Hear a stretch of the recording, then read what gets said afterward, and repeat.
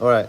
So we're still on 1.5, and there's a couple of problems that I'd like for you guys to see how it's done.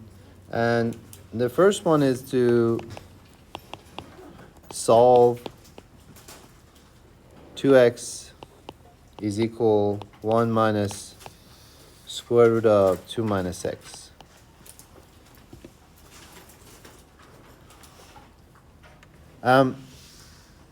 Here's the thing about this problem. The way I would do this problem is we gotta square the question, the whole equation. We gotta bring up to the power of 2 because of this square root. Like, I don't know how to get rid of it just by, the only way I know how to get rid of it is squaring it. However, I feel if I square this just the way it is right now, it won't be very helpful because that 1 minus that, it would be like this square plus that square minus 2 times this and times and that. So you still have a square root left, right? But if you bring this 1 to the other side and then square it, then you can get rid of that square root. One thing to note is that when you square an equation to get rid of a square root, there is a chance that you introduce a solution that doesn't work for the original problem, because original problem had a square root, and you know that certain answers wouldn't work because it will make the under the square root negative, and it wouldn't work because it made a negative. But because you squared the whole thing, you don't have that restriction. So you may get a solution that may not work out. So long story short, when you square things, you must go back and double check your answers on the original equation. On the original, if you don't check the original equation, you may have an answer that's not working out. All right. So this is how I would do this problem. The first thing I would do is I would move that 1 to the other side. So 2x is equal 1 minus square root of 2 minus x. And the next thing I want to do is I'm going to move this 1 to the other side. So it will become 2x minus 1 is equal minus square root of 2 minus x. So I did that. Now if I square both sides of the equation, I will get rid of the square root and that negative, and I would have to square the left-hand side, this one. So let's do that. So I'm going to square both sides of the equation. I'm going to square the whole equation, and that's allowed. You're allowed to do equal things to both sides of the equations, all right? So then you have 2x minus 1 squared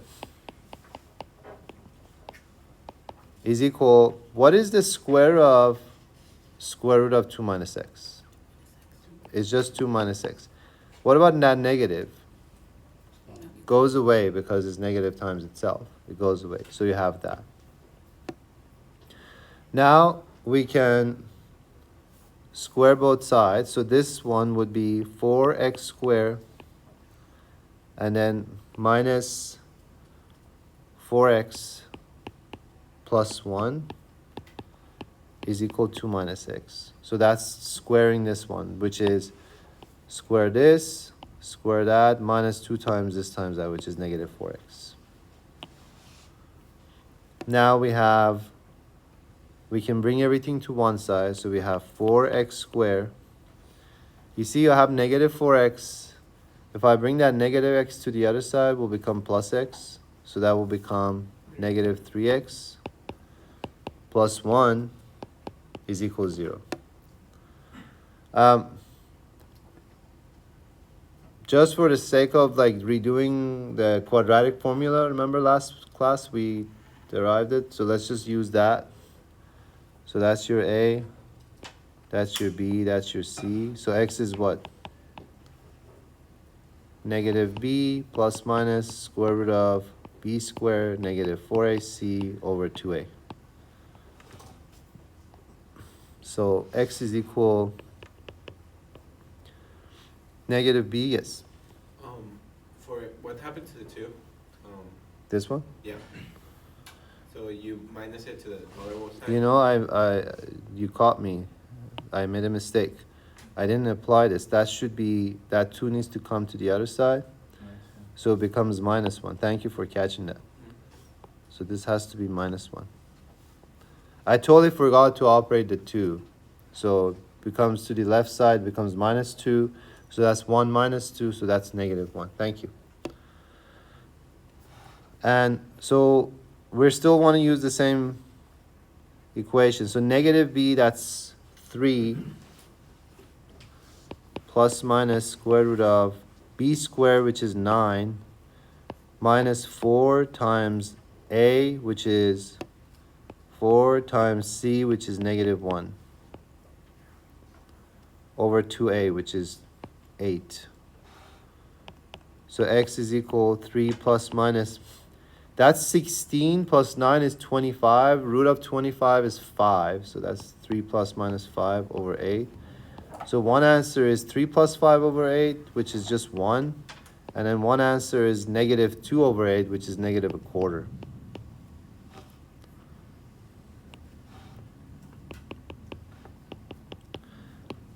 Now, this is what I was talking about. You must go back to your original equation, which was that, and check your answers. So let me write it out. Your original equation was, so we're going to check answers. So the original equations was 2x is equal 1 minus 2 minus x. If you plug in 1 here, 2 is equal 1 minus square root of 1 for x equal 1. So 2 is equal 0. Unfortunately, that's false. So this does not work out. So you have to cross this out. And it's such a beautiful answer. It's just 1, but it doesn't work, unfortunately. And the reason it's not working is because you squared the whole equation. You introduced something that wouldn't work originally. And then for x equal a -1/4, then you have 2 times -1/4, so that's -1/2 is equal 1 minus, that's 2 plus 1/4.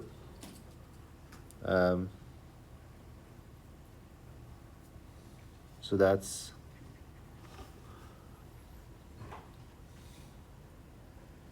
does this work? The only solution is that. Yeah, so we square root of 2 plus 1/4. So that's 2 times 4 is 8 plus 1 is 9, is 9 over 4. So -1/2 is equal 1 minus 3 over 2, which is equal -1/2. So that works out. So this is the only solution.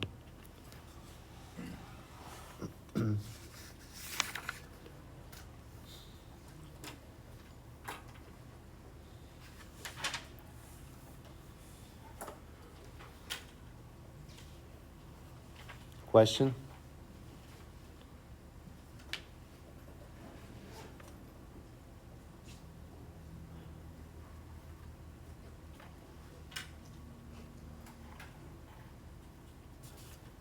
There's another type of question that I want to do for you, and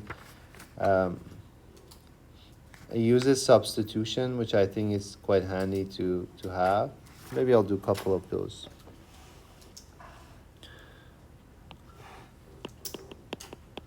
Let's do this one. Let's solve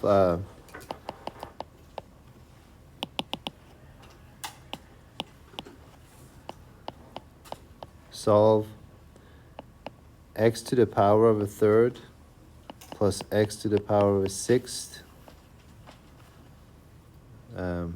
minus 2 is equal 0.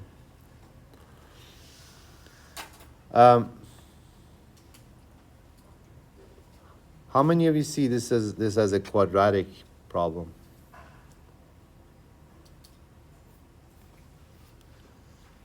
So by simple substitution, so this is something that you might have seen before. If not, this is your first time, let's cover that.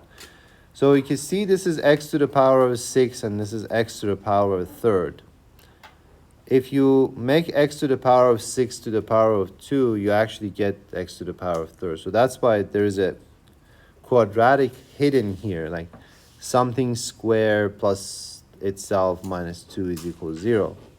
But that thing square is just on its own is x to the power of a third. So we can let some, we call it the dummy variable, like some variable that we're just using to make our life a little bit easier, to make our equation looks a little simpler.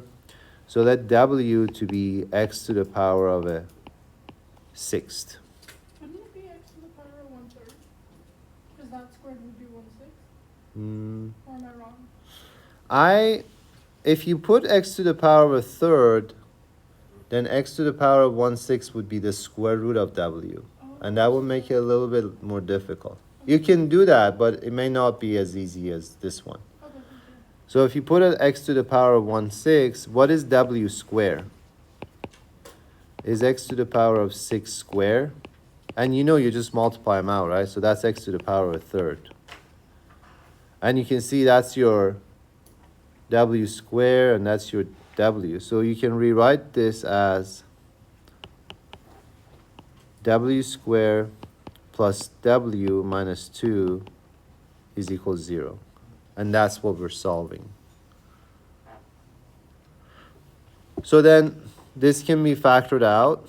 We just solve for w for now. And then later we go back to find x. So it's kind of like a multi-step process here. So we first solve for w, which is, you can factor this out to w minus 1, w plus 2. Because if you add them, you get 1. If you multiply them, you get negative 2.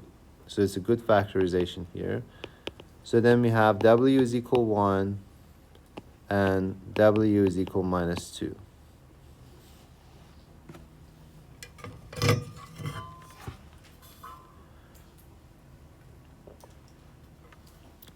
So we found the solution for w by just a simple substitution. Now we go back to the 1/6 and say x to the power of 1/6 is equal 1. Therefore, we make both sides to the power of 6. Therefore, x is equal 1.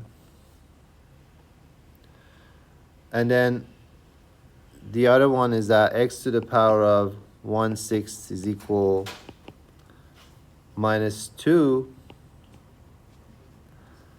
And you could say x multiply make the both sides to the power of 6. So x is equal negative 2 to the power of 6, which is 64.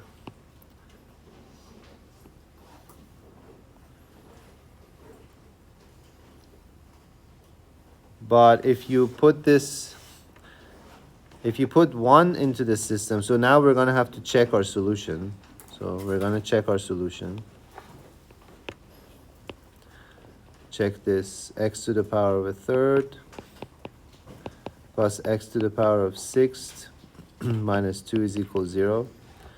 So if you put in x equal 1, then it would be 1 plus 1 minus 2 is equal 0, and that is a true answer, so that's the solution. If you put in x equals 64, the 6th power of 64 is 2, so that would be 4 plus 2 minus 2 is not 0, so that's not an answer. So this is not an answer. So the only solution is x equal 1.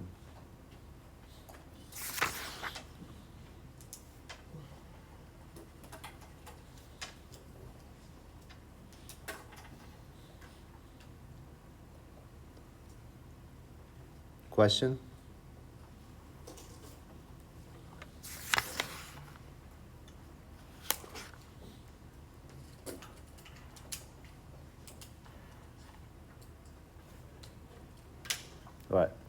I want to have you, so we're gonna have like about 20 minutes-ish, kind of like a group work, or if you want to work with yourself, that's fine. If you want to work with a group, that's also fine.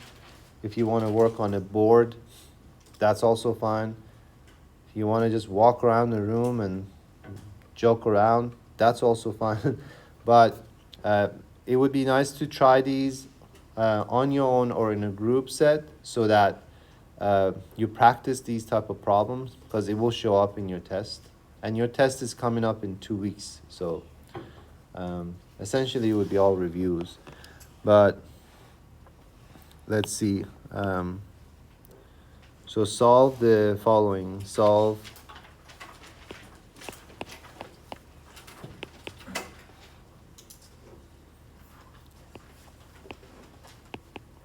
3x squared minus 1 in absolute value minus 4 is equal 7.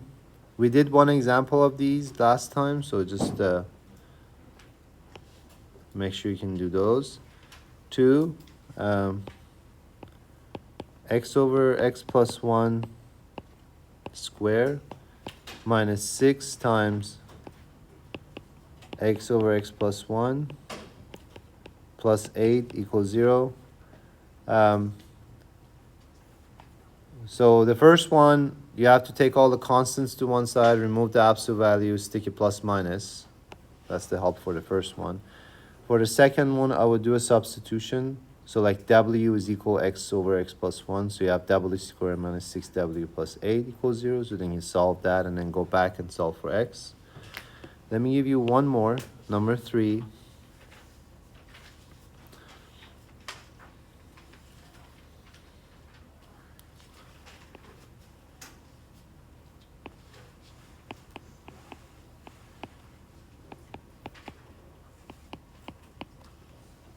That's the third one.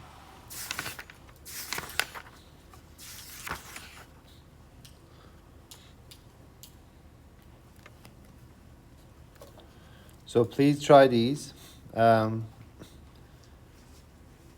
you want to do it.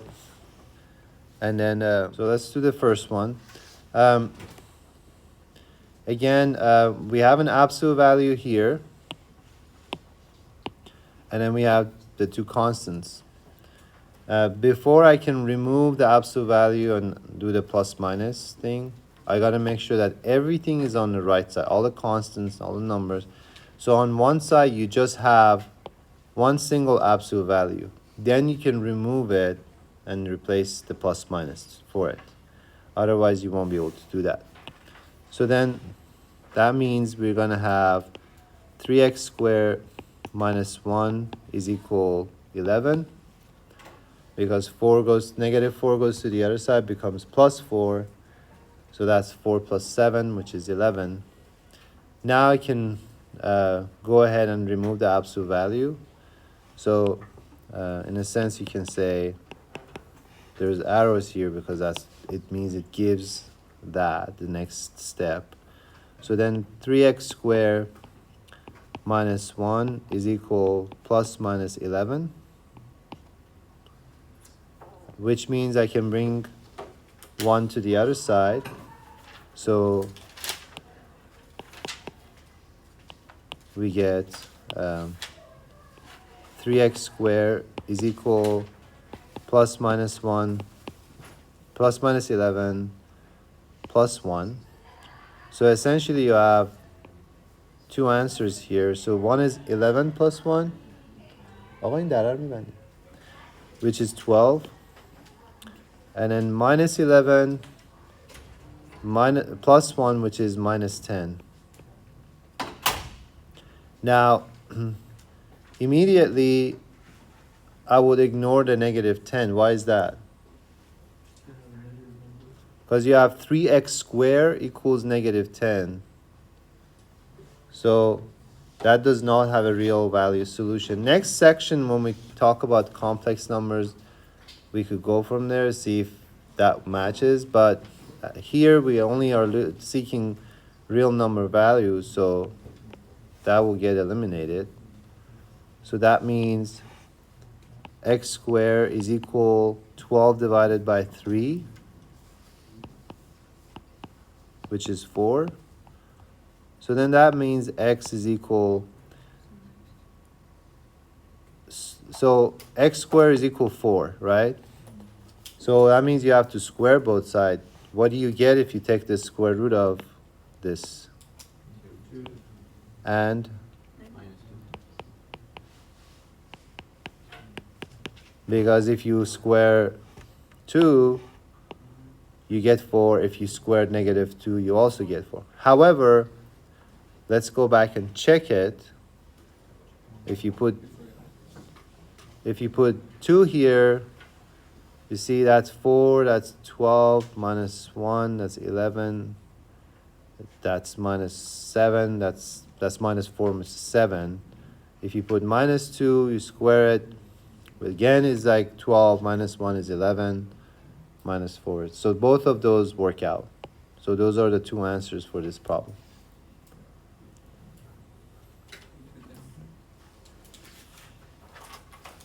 So don't even waste your time with that negative 10. Immediately, hey, it can't be negative. 3x squared cannot be negative 10. Question? How many of you got this correct? Nice.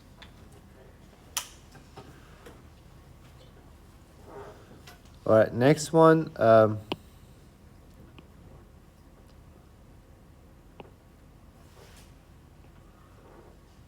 Let's do the second one.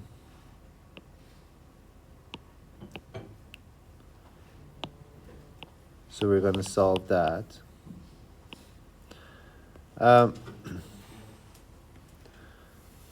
Here is, I can see that this like quadratic problem, this square plus minus 6 of that plus 8. But we got this like funky fraction here, x over x plus 1. If you square that and try to get a common denominator and all that, that might work, but it will become a much more complicated problem to solve unless you take do the substitution. So you can let w, for example, to be x over x plus 1. And that way, your result will become x squared minus 6, sorry, not x, w squared minus 6w plus 8 is equal to 0. So your w is what's in the parentheses here. So now you have a quadratic problem. Can this be factored out? Probably negative 2 and negative 4. When you multiply them, you get plus 8. When you add them, you get negative 6. So that's w minus 2, w minus 4 equals 0. So that means w is equal 2 and w is equal 4. So then we can go back and put it into this x over x plus 1. So that means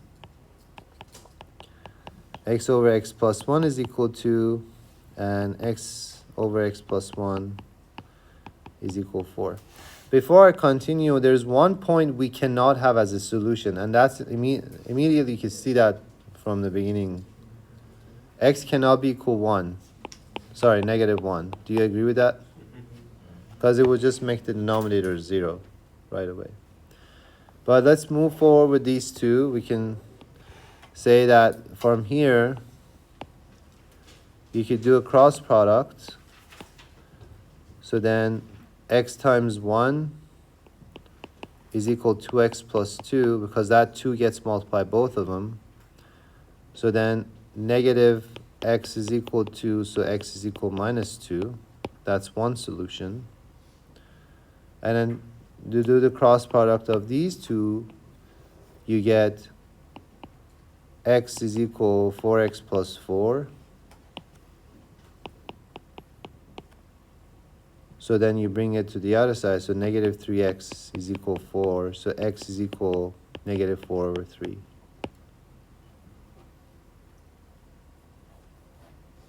Both of these would work because you have no restriction here except x equal negative 1. We didn't square anything, we could just take those as answers. How many of you got this one right? Nice. Question?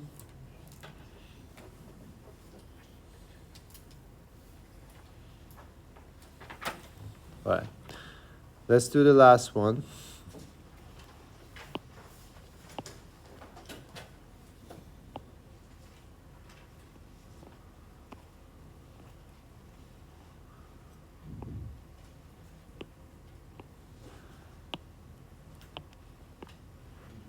So we're gonna have to solve this. Now, here we have two square roots. So I probably have to square this twice. But I need to make sure that I do it in a correct way so it doesn't make a mess. For example, here, I could just square this right now and remove the first square root here. So I'm going to square both of these and get square root of x plus 5 plus x is equal to 25. So that got rid of that first square root. Now, one could say, oh, just square it again. Don't do it like that, because if you square the left-hand side the way it is, you're going to get this square plus that square plus 2 times of this times that, right? And that will introduce a new square root, which will not resolve the problem that you're dealing with. So my suggestion is to move this x to the other side, so you have square root of x plus 5 is equal to 25 minus x.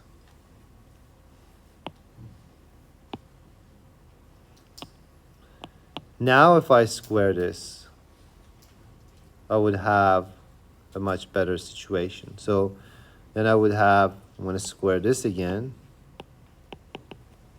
So the left side will just be x plus 5. The right side would be square of 25. What is it? 625? Plus x squared. Minus 2 times of that, so minus 50x. So that's what you have. So I'm going to bring them all to one side. So that's x squared. If I bring this x to the other side, will become negative x. So that's negative 51x. And then if I bring the 5 to the other side, that's negative 5. And then 625. So that's 620 plus 620 is equal to 0.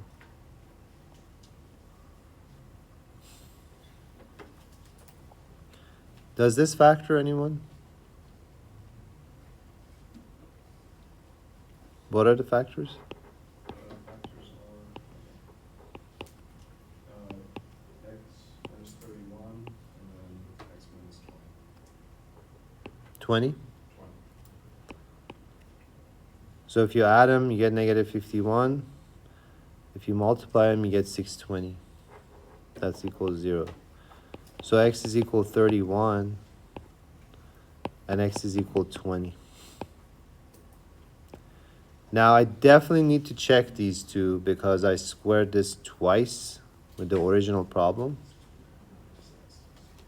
So let's try it. So that's for x equal 20,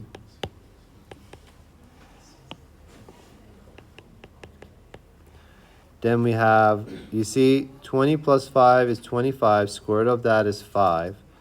And then 5 plus 20 again, that's 25, square root of that 5. So that's 5 is equal 5. That worked out just fine.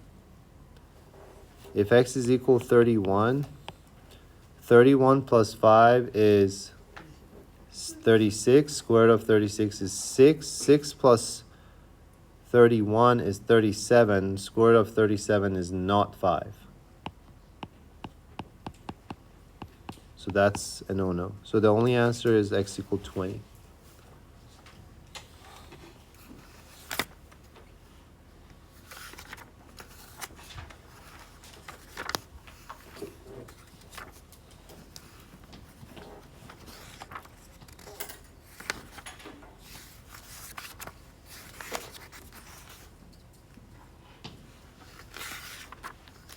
Question? All right. Next thing I want to talk about is the 1.6, which is complex numbers.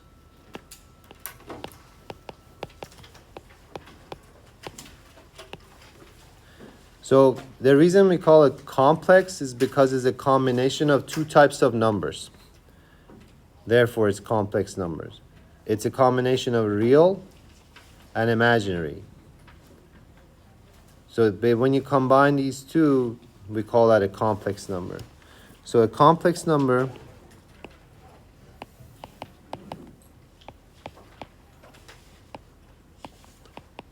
is of the form a plus bi, where this is the real component, this is the imaginary component, and I is just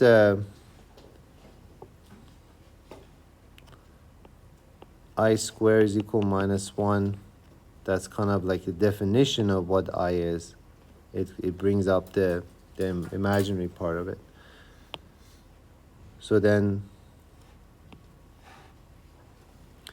so A and B are real numbers.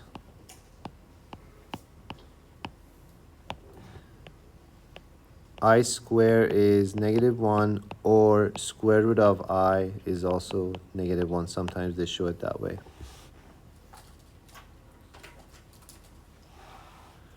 So the two complex numbers are equal if every component of them are equal. Here are some examples. 3 plus 4i. Half minus 2/3 of I. Just 6i. These are all complex numbers.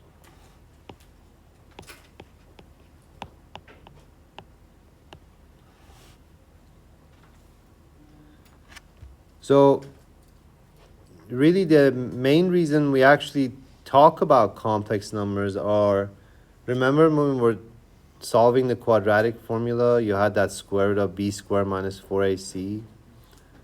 Sometimes you have negative under that square root. So then this way you can say, okay, these are my solution, but in complex form. So if you don't have real answers, you may have complex answers. And then that way it kind of, it's complete, your answer is complete. These are some properties.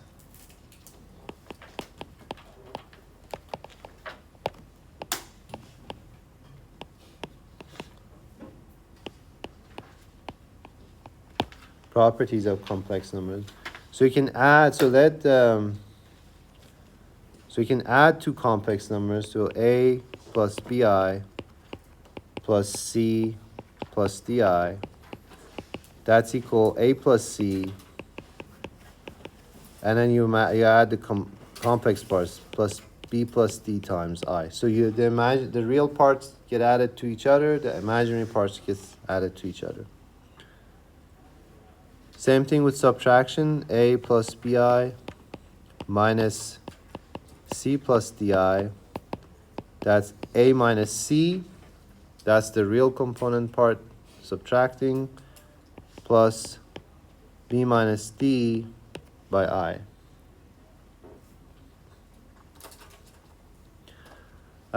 Multiplication, you just have to be a little careful. So if you're multiplying two numbers, so a plus bi times c plus di. So let's look at this. So you have a times c plus a times di plus c times bi, and then plus bd I square. And this component will switch into negative bd because this I square is equal -1. So then you would have ac minus bd, that's your real part of it, plus AD plus CBI. And that's the imaginary component of it. That BD took on the negative property of BDI squared.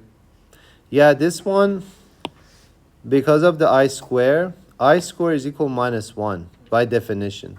So that makes this BD into negative BD. That's why I have Okay, that part, thank you.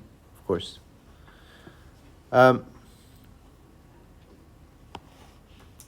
If you ever see, let me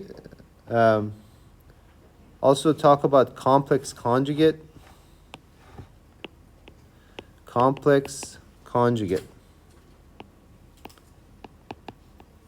You heard this conjugate word last class, which was about if you have like a square root, you could make it, you could do the conjugate to make the things complete square. We were doing that. The same thing here. So like the conjugate of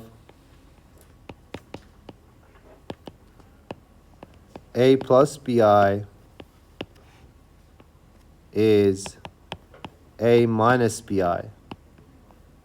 So if you multiply A plus BI times A minus BI, what do you get? You get A square, and then you get minus B square I square, which is A square plus B square, because the I square is equal minus 1. So when you multiply a complex number by its conjugate, you get the real number back. So this is all real numbers, all reals. So by multiplying an imaginary number by its conjugate, you don't have I anymore. Like you see, there's no I in this expression anymore. So as an example for this, rationalize the denominator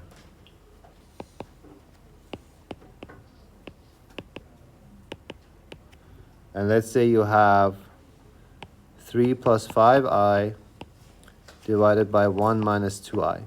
And the question is to rationalize the denominator, which means you need to multiply and divide this by the conjugate of the denominator, so it's all real numbers. So you multiply by 1 plus 2i, and then you multiply it by the same thing. So that's the conjugate of that. You may also see this as, write this in the form of like a standard format of complex numbers. So this will become 3 plus 6i plus 5i plus 10i squared. And then downstairs will just become 1 plus 4. So then this will become 3 minus 10, so that's negative 7, plus 11i over 5, which you can rewrite this as negative 7 over 5 plus 11 over 5i. So this is in a standard form of a complex number, standard form.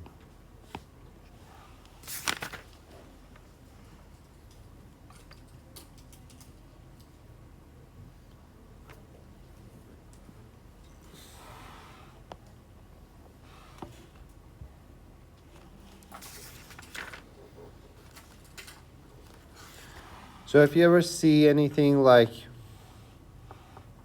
one of the applications of complex numbers is that, for example, square root of negative 4, that is the square root of negative 1 times square root of 4, and that is I times 2, so that's just 2i. So you can say that the square root of negative 4 is 2i. Square root of negative 25 is 5i. And square root of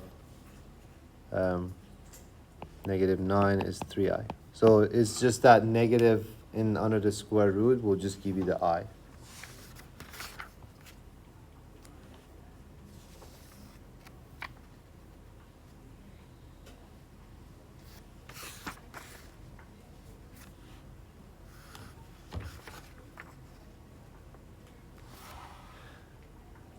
one thing I wanted to mention here,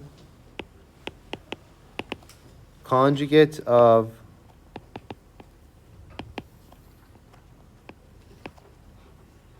z equal a plus bi is, they call it, they put a bar on a z bar is equal a minus bi. So if you ever see that with a bar on top of a variable, that means conjugate.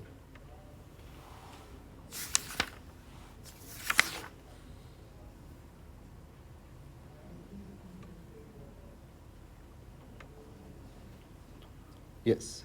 Is the z bar the conjugate? Yes. So if you ever see a bar, that means the conjugate. So I want to have you do a problem and then also put up the homework for this section. So evaluate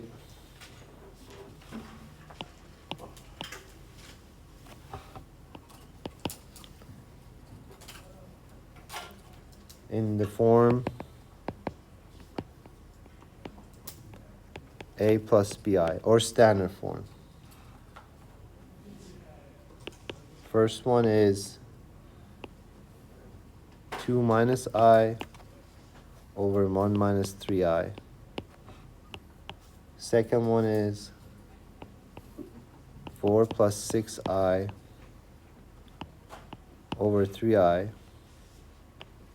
Third one is 1 plus I over 1 minus I. So all I need you to do is to put them in a form of a plus bi, which means you have to multiply and divide by the conjugate of the denominator.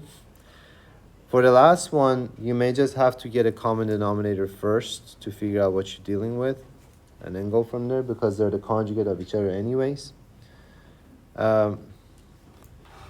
There's also one more. So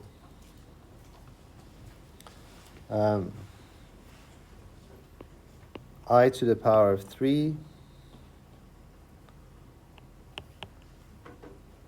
I to the power of 10,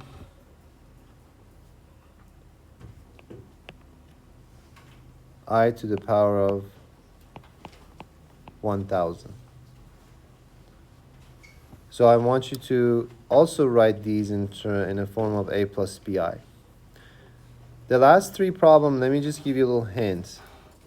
So every 4 iteration, it repeats itself. What do I mean by that? You have I squared is equal minus 1. I cube is just I squared times I, so that's negative I. I to the power of 4 is I squared times I squared, which is just plus 1. But then when you go back to I5, it's a repeat, because I5 is just I4 times I, which is that. So I5 is just I4 times I, which is just I. I6 is I4 times I squared. So I4 is 1 times I squared is negative 1. And then I7 is negative I. I8 is just 1 again. So every 4 exponent, you repeat this pattern. So if you're looking at I to the power of 10, take out 8 because it's a multiple of 4. So you have essentially have I2, which is negative 1.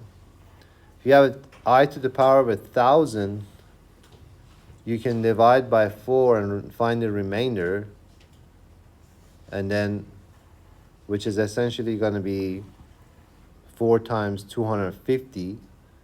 So that's just I. Because So 5 and 6 have the same answer? no, No? I5 is I, No, I6. Position 5 and 6. No, because this is I to the power of 250. Sorry, I to the power of 4 to the power of 250. And I to the power of 4 is just 1 to the power of 250. So the answer is 1. I to the power of 10 is I to the power of 4 to the power of 2 times I to the power of 2. That is, I to the power of 1 is just 1 square times I square, and then I square is just negative 1. And then I to the power of 3 is just negative I. Because these exponents just keep canceling each other.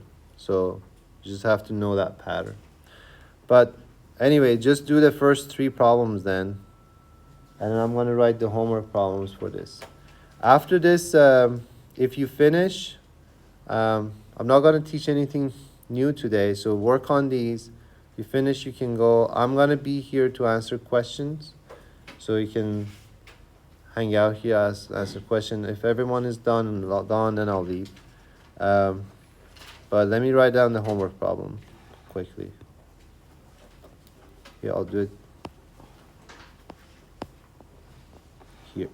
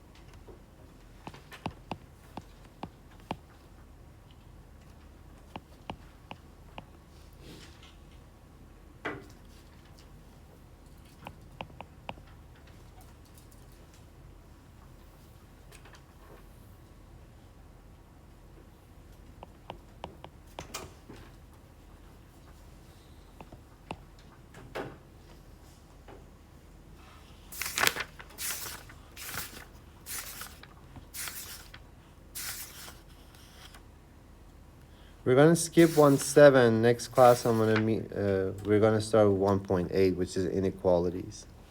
So read 1.8. You don't think we should read 1.7 at all? If you read it, that's good.